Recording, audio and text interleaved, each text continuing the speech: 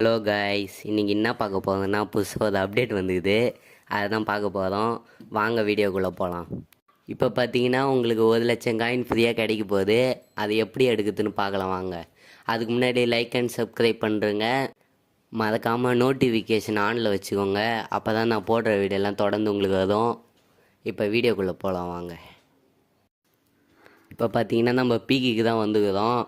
வந்து இறங்கிட்டு இப்போ பேனரில் தான் அந்த அப்டேட் வந்துக்குது.